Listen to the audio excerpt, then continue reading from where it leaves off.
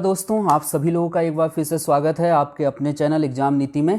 दोस्तों, अगर आप पहली बार इस वीडियो को देख रहे हैं तो मैं आपको बता दूं कि हमने कल ही जो है चैनल का नेम चेंज किया है। पहले चैनल का नेम हुआ करता था स्टडी जोन एजुकेशन, लेकिन उसमें कुछ प्रॉब्लम हो रही थी जिसकी वजह से अब चैनल का नाम जो है एग्ज़ाम नीति रख दिया है। तो आप में से कई लोगों को पता होगा, तो मैं सोचा वीडियो की शुरुआत करने से पहले आपको बता दूं कि ये स्टडी जोन एजुकेशन चैनल ही है जिसका नाम अब चेंज कर दिया गया है। यहाँ पर हम लोग, जैसे कि आपको पता है कि हम लोग डेली क्विज सीरीज़ चला रहे हैं, तो आज की इस वीडियो में भी हम लोग 25 क्वेश्चन डिस्कस करेंगे। और आप लोग अब मुझे कमेंट करके बताइएगा कि इन 25 में से आपने कितने का आंसर बिल्कुल सही सही दिया है। ये क्वेश्चन काफ़ी ज़्यादा इंपॉर्टेंट हैं, एग्ज़ाम में अक्सर आपको देखने को मिल जाते हैं इस टाइप के क्वेश्चन। तो अगर आप किसी भी एग्ज़ाम की प्रिपरेशन कर रहे हैं जिसमें जीएस पूछी जाती है, तो आप अपना डेली टेस्ट लेने के लिए यहाँ पर ज्वाइन हो सकते हैं हमसे। हम लोग रोज़ 11 से 12 बजे के बीच में इसी तरीके की वीडियोस आपके लिए लेके आते हैं, तो आप लोग ज्वाइन कर सकते हैं मुझे। साथ ही साथ डेली करंट अफेयर्स देखने के लिए भी आप ज्वाइन करिए। मैं डेली करंट अफेयर पढ़ाता हूँ। सबसे पहले आपको डेली शाम को हम लोग दिन भर की करंट अफेयर डिस्कस करते हैं, तो आप मुझे फॉलो कर सकते हैं। शुरुआत करते हैं आज की इस वीडियो का। आप लोग मुझे ज़रूर बताइएगा कि आपने 25 में से कितने का आंसर सही सही दिया है। और शुरुआत करते हैं। पहला क्वेश्चन है हमारा पहला क्वेश्चन है कि जो यहाँ है वह अन्यत्र भी है, जो यहाँ नहीं है वह कहीं नहीं है। ये जो कथन है ये हमारे कौन से ग्रंथ में है? ठीक है, बहुत फेमस ग्रंथ है। जो यहाँ है वो कहीं और भी है, जो यहाँ नहीं है वो कहीं नहीं है। ये कथन कौन से ग्रंथ का कथन है? तो इसका जो सही आंसर है वो है ऑप्शन बी वाला, यानी कि महाभारत में ये कहा गया है। ठीक है, महाभारत में कहा गया ये जो वाक्य है ये महाभारत का वाक्य है। और महाभारत के जो राइटर हैं, महाभारत की जो रचना की है वो वेदव्यास जी ने की है। ठीक है, तो ये चीज़ आपको यहाँ से ध्यान होनी चाहिए। अगला क्वेश्चन देखते हैं। क्वेश्चन नंबर 2 है हमारा कि हिंदू विधि द्वारा मान्य कर कितना था? हिंदू विधि, बेसिकली हिंदू विधि जैसे हिंदू न्याय व्यवस्था आप बोल सकते हो, तो ये जो हिंदू लोग हैं उन पे लागू होती थी, जिसमें कि आपका जैन और बौद्ध और इसके अलावा सिख है, ये सभी लोग आ जाते थे। मतलब कि जो हिंदू धर्म के आसपास वाले जो धर्म हैं उन लोगों पे जो है ये हिंदू विधि या फिर जो ये हिंदू न्याय व्यवस्था थी ये लागू होती थी। तो हमें ये बताना है कि जो हिंदू विधि है उसमें मान्य कर कितना था। ठीक है, उपज के लिहाज से ये बोला जा रहा है। तो 4 ऑप्शन दिए गए हैं और आई होप आप लोगों ने अपना आंसर सेलेक्ट कर लिया होगा। तो इसका जो सही आंसर है वो है ऑप्शन बी वाला, यानी कि उपज का 6वां भाग, 1/6 इतना मतलब जो है उपज का जो है हिस्सा कर के तौर पे लिया जाता था, 1/6 भाग। ठीक है, तो ये चीज़ आप याद रख सकते हैं यहाँ से, ये हिंदू विधि में कहा गया है। ठीक है, क्वेश्चन नंबर 2 है कि मृगदाव या फिर सारनाथ में बुद्ध द्वारा दिया गया प्रथम उपदेश निम्न में से किस नाम से जाना जाता है? सारनाथ में भगवान बुद्ध ने जो उपदेश दिया था उसको कौन से नाम से जाना जाता है, क्या बोला जाता है उसको? तो इसका जो सही आंसर हो जाएगा, आप लोगों ने सिलेक्ट कर लिया होगा, उसको बोला जाता है धम्म चक्र परिवर्तन, यानी कि ऑप्शन बी वाला यहाँ पर से बिल्कुल सही है। ठीक है, धम्म चक्र परिवर्तन जो है बोला जाता है, जो सारनाथ में पहला उपदेश दिया था महात्मा बुद्ध ने। इसके बाद क्वेश्चन नंबर 4 है कि संसार अस्थिर और क्षणिक है, ये कथन कहाँ पर कहा गया है? ठीक है, संसार अस्थिर है और कुछ टाइम के लिए ही है, ये कथन कहाँ पर कहा गया था? किस चीज़ में कहा गया था? ठीक है, बौद्ध में धर्म में या फिर जैन धर्म में या फिर गीता में या फिर वेदांत में, कहाँ पर ये बात कही गई थी? तो ये जो सबसे पहली जो ये बात बोली थी संसार अस्थिर और क्षणिक है, ये बोली थी महात्मा बुद्ध ने। तो बौद्ध धर्म से रिलेटेड ये हो गया है। ठीक है, ऑप्शन ए वाला यहाँ पर से बिल्कुल याद हो जाए, सही हो जाएगा। याद रखिएगा ये जो मतलब आपका ये जो स्थिति है जिसमें संसार अस्थिर और क्षणिक है, इसको बोला जाता है क्षणभंगवाद। ठीक है, क्षणभंगवाद भी जो है इस चीज़ को बोला जाता है, इस स्थिति को। ठीक है, संसार अस्थिर है और क्षणिक है। क्वेश्चन नंबर 5 है कि तुम्हारा अधिकार कर्म पर है, फल की प्राप्ति पर नहीं, ये जो कथन है ये निम्न में से किस ग्रंथ में कहा गया है? तुम्हारा अधिकार कर्म पर है, फल की प्राप्ति पर नहीं, ये कथन कहाँ पर कहा गया है? तो ये कथन बोला गया है गीता में। ऑप्शन सी वाला बिल्कुल सही है। ठीक है, मैं आपको याद दिला दूं कि ये क्वेश्चन एग्जाम में पूछे गए थे, अपने मन से नहीं लिए गए हैं, तो आप याद रखिएगा इस चीज़ को। गीता में कहा गया है तुम्हारा अधिकार कर्म पर है और फल की प्राप्ति पर नहीं। ठीक है, आप सभी को पता है कि जीवन का जो सबसे सही अर्थ समझाती है वो अगर कोई ग्रंथ है संसार में तो वो सिर्फ और सिर्फ गीता ही है। क्वेश्चन नंबर 6 है हमारा कि सम्राट हर्ष ने अपनी राजधानी थानेश्वर से कहाँ हस्तांतरित की थी। जो सम्राट हर्ष थे, हर्षवर्धन, उन्होंने जो अपनी राजधानी थी वो थानेश्वर से कहाँ पर हस्तांतरित की थी। ठीक है, तो थानेश्वर की जो गद्दी थी उस पर 606 ईस्वी में बैठे थे हर्षवर्धन, और हर्षवर्धन ने थानेश्वर से अपनी राजधानी जो चेंज की थी वो की थी कन्नौज के लिए। ठीक है, यानी कि जो हर्षवर्धन की जो नई राजधानी बनी थी वो थानेश्वर से कन्नौज बनी थी, तो कन्नौज यहाँ पर सही आंसर हो जाएगा। क्वेश्चन नंबर 7वां है कि 72 व्यापारी चीन में किसके कार्यकाल में भेजे गए थे। एक 72 व्यापारियों का एक दूत मंडल भेजा गया था चीन में, काफ़ी फेमस ये कथन है, ये मतलब घटना है। तो ये किसके शासनकाल में हुई थी, किसने मतलब 72 व्यापारियों का दूत मंडल चीन भेजा था। तो इसका जो सही आंसर है वो है ऑप्शन ए वाला, यानी कि कुलोंग तुंग प्रथम ने। ठीक है, कुलोंग तुग प्रथम ने ये 72 व्यापारी को जो है चीन भेजा था। ठीक है, थोड़ा सा नाम अजीब सा है तो आप याद रखिएगा इस चीज़ को।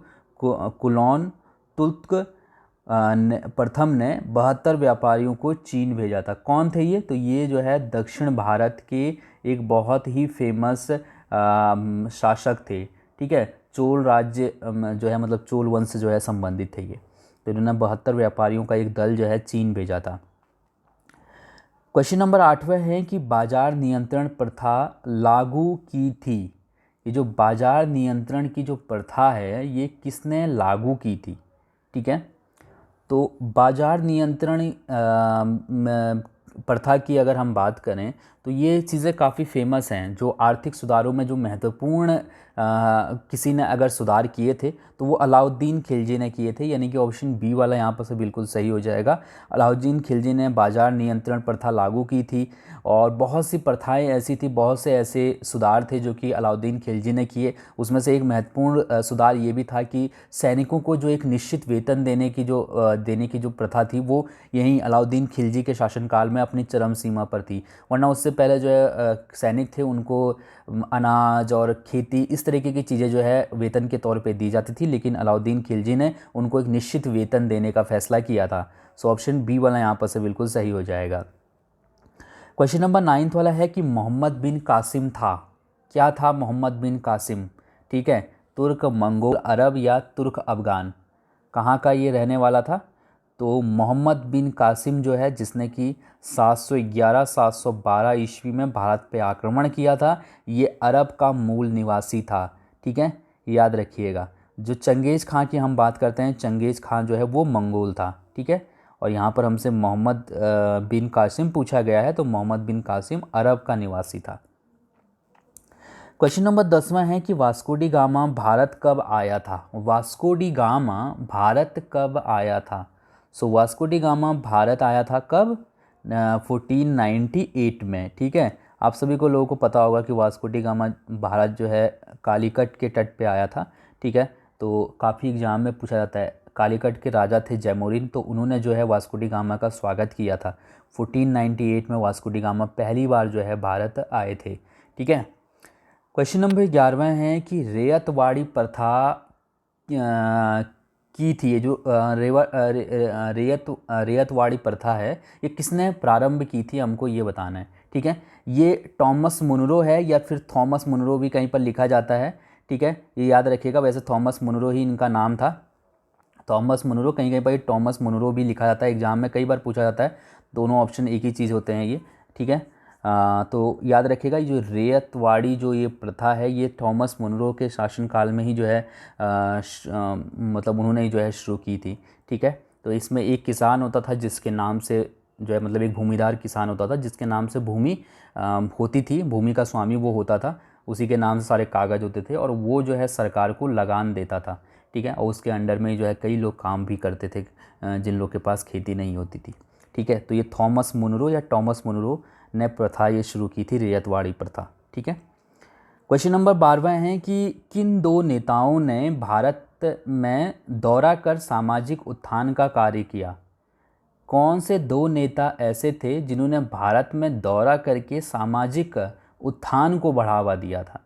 तो यहाँ पर जो सबसे फेमस जो दो नेता हैं जिन्होंने कि भारत में सामाजिक उत्थान के कार्य को जो है बल दिया अपने दौरों के माध्यम से, वो थे महात्मा गांधी जी और बाल गंगाधर तिलक। ठीक है। सो ऑप्शन ई वाला बिल्कुल सही हो जाएगा। ठीक है। बाकी आप लोग जानते हैं सुभाष चंद्र बोस तो सैनिक जो कार्य थे उन्हीं में जो है व्यस्त रहते थे। ठीक है। लेकिन ये दो व्यक्ति थे जिन्होंने देश भर में अलग अलग दौरे किए जगह जगह पे और सामाजिक उत्थान के कार्यों को बल दिया।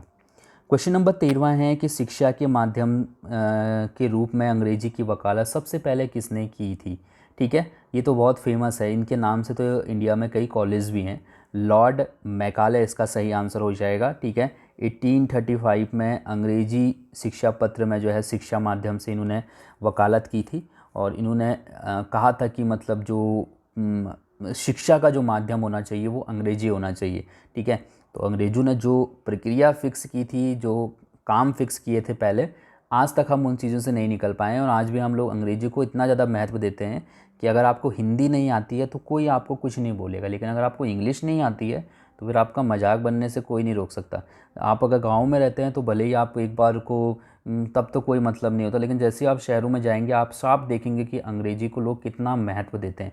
हिंदी ना आना एक गर्व की बात है, इंग्लिश आ जाती है, हिंदी ना आना बहुत मतलब लगता है कि हाँ चलो हिंदी नहीं आ रही कोई बात नहीं, लेकिन इंग्लिश आ रही ना, हाँ ये अच्छी चीज़ है। तो यहाँ पर थोड़ा सा हमें यहाँ से पता चलता है कि जो अंग्रेज़ों ने जो भारत में जो अपनी शिक्षा की व्यवस्था की जो नींव रखी है वो कितनी गहरी रखी है कि हम इतने सालों बाद भी उससे नहीं निकल पाए हैं और मुझे लगता नहीं कि अभी निकल भी पाएंगे, क्योंकि गवर्नमेंट लगातार इंग्लिश को ज़्यादा प्रमोट करती है हिंदी के बजाय। हालांकि कहने के लिए कुछ संस्कृत स्कूल और ये वो खोल दिए गए हैं, लेकिन सभी लोग जानते हैं कि इंग्लिश को कितना महत्व दिया जाता है। क्वेश्चन नंबर 14 है कि गुजरात के सबसे पश्चिमी गांव और अरुणाचल प्रदेश के सबसे पूर्वी छोर पर स्थित वलांग के समय में कितने घंटे का अंतर है? वलांग जो है एक अरुणाचल प्रदेश का एक शहर है, सबसे पश्चिमी छोर बोला जाता है इसको। ठीक है। भूमि का तो ये इन दोनों के बीच में, यानी कि जो ये गुजरात का सबसे पश्चिमी गाँव है, ठीक है, उसके बीच में केसरीपुर बोला जाता है उसको, गुजरात का जो सबसे पश्चिमी गांव है उनकी उसके और वलांग के बीच में टोटल 2 घंटे का अंतर है। ठीक है। तो अगर हम बात करें जो ये केसरीपुर और वलांग है इनके बीच में 30 डिग्री का जो है अंतर आता है और आपको पता है कि 1 डिग्री बराबर होता है 4 मिनट। तो अगर 30 को अगर आप 4 से गुणा कर दोगे तो 120 मिनट हो जाएगा और 120 को अगर आप 60 से डिवाइड कर दोगे तो ये हो जाएगा 2 घंटा। ठीक है। तो 2 घंटे का समय का अंतर आ जाता है गुजरात के सबसे पश्चिमी गांव और अरुणाचल प्रदेश के सबसे पूर्वी छोर पर स्थित वलांग के समय में। इसके बाद क्वेश्चन नंबर 15 है जिसमें हमको मिलान करना है और फिर बताना है कि इनमें से कौन सा ऑप्शन सही हो जाएगा। तो यहाँ पर 4 ऑप्शन दिए गए हैं। तो सबसे पहले अगर हम कटक की बात करते हैं तो कटक जो है वो महानदी के तट पे स्थित है। इसके बाद अगर हम लुधियाना को देखते हैं तो लुधियाना आपको सतलज नदी के तट पे मिलेगा। इसी तरीके से नासिक की बात अगर हम करते हैं तो नासिक जो है वो कौन सी नदी से संबंधित है? तो नासिक में जो है ये आपका गोदावरी नदी हो जाएगा। और इसी तरीके से अगर हम उज्जैन की बात करते हैं तो उज्जैन जो है वो शिप्रा नदी के तट पर स्थित है। तो इसका मतलब हो जाएगा ये वाला सही है। ठीक है। पहले का तीसरा, बी का चौथा, सी का पहला और डी का दूसरा। तो फर्स्ट वाला जो है इसका सही था। क्वेश्चन नंबर 16 है कि निम्न में अरब सागर में गिरने वाली नदी कौन सी है? सो अरब सागर में गिरने वाली जो नदी है वह है ताप्ती नदी। ठीक है। सतपुड़ा की श्रेणी से निकलती है ताप्ती नदी और अगर अरब सागर में जाके गिर जाती है तो काफ़ी सिंपल है, याद रखिएगा इस चीज़ को। नदियाँ का जो है उद्गम स्थान और वो कहाँ गिरती हैं ये एग्जाम में अक्सर पूछा जाता है। क्वेश्चन नंबर 17 है कि सर्वोत्तम किस्म का संगमरमर कहाँ पर मिलता है? सर्वोत्तम सबसे अच्छी किस्म का, सबसे अच्छी क्वालिटी का संगमरमर कहाँ पर मिलता है? तो ये मिलता है राजस्थान के मकराना में, यानी कि ऑप्शन ई वाला बिल्कुल सही है। ठीक है। इसके बाद क्वेश्चन नंबर 18 है कि राजस्थान में इंदिरा नहर कहाँ से निकलती है? इंदिरा नहर कहाँ से निकलती है? तो इंदिरा नहर निकलती है कौन सी नदी से? सतलज नदी से। ठीक है। राजस्थान की जीवन रेखा भी बोला जाता है इसको। तो सतलज नदी से जो है निकलती है इंदिरा नहर। ठीक है। क्वेश्चन नंबर 19वां है कि सरदार सरोवर बांध किस नदी पर बना हुआ है। ये तो काफ़ी सिंपल है, सरदार सरोवर बांध कौन सी नदी के तट पे बना हुआ है, कौन सी नदी पर बना हुआ है। तो सरदार सरोवर बांध बना हुआ है कौन सी नदी पे, नर्मदा नदी पे। ठीक है, गुजरात में। सरदार सरोवर के पास में एक बहुत फेमस चीज़ स्थित है, उसका नाम मुझे कमेंट करके बताइएगा। ठीक है, सब दुनिया में एक रिकॉर्ड है उसका, जो सरदार सरोवर नदी के तट पे स्थित है। क्या चीज़ है, मैं किस चीज़ की बात कर रहा हूँ, ये ज़रूर बताइएगा कमेंट करके। ठीक है। क्वेश्चन नंबर 20वां है कि चिपको आंदोलन किससे संबंधित है। चिपको आंदोलन, तो चिपको आंदोलन जो है ये वृक्षों को काटने से बचाने से संबंधित है। ठीक है, सुंदरलाल बहुगुणा और चंदी प्रसाद भट्ट ने जो है काफ़ी काम किया था चिपको आंदोलन को लेकर। उत्तराखंड में बहुत फेमस जो है ये चिपको आंदोलन है। तो इसमें लोगों ने वनों की जो कटाई है उसको रोकने की कोशिश की थी। ठीक है, तो चिपको आंदोलन जो है वृक्षों को काटने से बचाने के लिए चलाया गया आंदोलन था। 21 वाला है कि मुखौटा नृत्य का संबंध निम्न में से किस नृत्य शैली से है। मुखौटा नृत्य का संबंध किस नृत्य शैली से है। तो इसका जो सही आंसर हो जाएगा वो है ऑप्शन ई वाला, यानी कि कथकली। ठीक है, केरल का नृत्य है कथकली और इसका संबंध मुखौटा नृत्य से है। ठीक है, मुखौटा पहन के जो है ये नृत्य होता है। क्वेश्चन नंबर 22वां है कि भारत में जनजातियों के निर्धारण का आधार क्या है। सांस्कृतिक विशेषीकरण और विभिन्न आवास, भाषा और बोली, रीति रिवाज की विभिन्नताएं या आर्थिक स्तर। तो ये कौन सा इसका सही हो जाएगा। तो इसका जो सही आंसर है वो है ऑप्शन ए वाला, यानी कि सांस्कृतिक विशेषीकरण और विभिन्न आवास। ठीक है, बाकी भाषा और बोली तो इंडिया के कहा जाता है कि हर 10 किलोमीटर के में आपको अलग भाषा अलग बोली मिल जाएगी। रीति रिवाज भी अलग अलग हो सकते हैं, इसमें ज़रूरी नहीं कि वो जनजातीय कैटेगरी का हो। ठीक है, रीति रिवाज भी गांव गांव बदल जाते हैं, थोड़े थोड़े दूर में गांव में अलग अलग रीति रिवाज हो जाते हैं, आर्थिक स्तर भी अलग होता है। लेकिन जो जनजाति की जो सबसे बड़ी विशेषता होती है वो होती है सांस्कृतिक विशेषीकरण। इनकी संस्कृति बिल्कुल अलग ही आपको दिखेगी, आदिवासी संस्कृति के टाइप का, इनके आवास अलग ही टाइप के होंगे। ठीक है, तो इनकी परंपराएं बिल्कुल अलग होती हैं। तो इस तरीके का जो है ये जनजातीय विशेषीकरण का निर्धारण का आधार है भारत में ये। ठीक है। क्वेश्चन नंबर 23वां है कि गौ दुग्ध में पीलेपन के लिए उत्तरदायी है। गाय का दूध पीला होता है, किस कारण से पीला होता है ये हमें बताना है। तो गाय के दूध का जो पीलेपन का जो कारण है वो क्या है, एग्जाम में पूछा जाता है। बिल्कुल सही हो जाएगा कैरोटीन, ऑप्शन सी वाला बिल्कुल सही है। ठीक है। क्वेश्चन नंबर 24वां है कि जल का वाष्प में परिवर्तन कहलाता है। कौन सा परिवर्तन है, प्राकृतिक, भौतिक, रासायनिक या जैविक। ठीक है, तो इसका जो सही आंसर हो जाएगा वो हो जाएगा ऑप्शन बी वाला, यानी कि भौतिक परिवर्तन। भौतिक परिवर्तन वो प्रक्रिया होती है जिसमें हम लोग जैसे कि अगर पानी को अगर बर्फ़ बनाते हैं तो बर्फ़ को पानी भी बना सकते हैं दोबारा। ठीक है, तो उसी तरीके से जल को अगर वाष्प बनाया जा सकता है तो वाष्प को पानी भी बनाया जा सकता है, आपने तो ये सुना ही होगा। ठीक है, तो इसलिए जो है ये जो प्रक्रिया है ये भौतिक प्रक्रिया हो जाएगी। ठीक है, क्योंकि आप जल को वाष्प बना सकते हो। आपने देखा होगा जब पानी का टेम्परेचर, मतलब पानी को उबालते जाइए आप, तो पानी जो है वाष्प बन के उड़ता रहता है। लेकिन अगर आपने उसी जिसमें आप पानी उबाल रहे हो उस पर ढक्कन लगा दिया तो आप देखोगे कि जो वाष्प उड़ रहा है वो उस ढक्कन पे जो है पानी बन के चिपक जाते हैं, बूंदे बूंदे देख रहे हो। ठीक है, इसका मतलब हुआ जो वाष्प है वो पानी बन रहा है दोबारा। ठीक है, तो ये भौतिक परिवर्तन है। दोस्तों इसके बाद ये आज का लास्ट क्वेश्चन है, 25वां क्वेश्चन। अगर आपको ये वीडियो पसंद आई है तो इस वीडियो को लाइक ज़रूर करिएगा और कमेंट करके मुझे बताइएगा कि 25 में से आपने कितने का आंसर सही दिया है। क्वेश्चन है कि फोटोग्राफी में उपयोग तत्व है। फोटोग्राफी में जो उपयोगी तत्व है वो क्या है। ठीक है, तो इसका जो सही आंसर हो जाएगा वो हो जाएगा ऑप्शन बी वाला, यानी कि सिल्वर ब्रोमाइड का इस्तेमाल किया जाता है फोटोग्राफी में।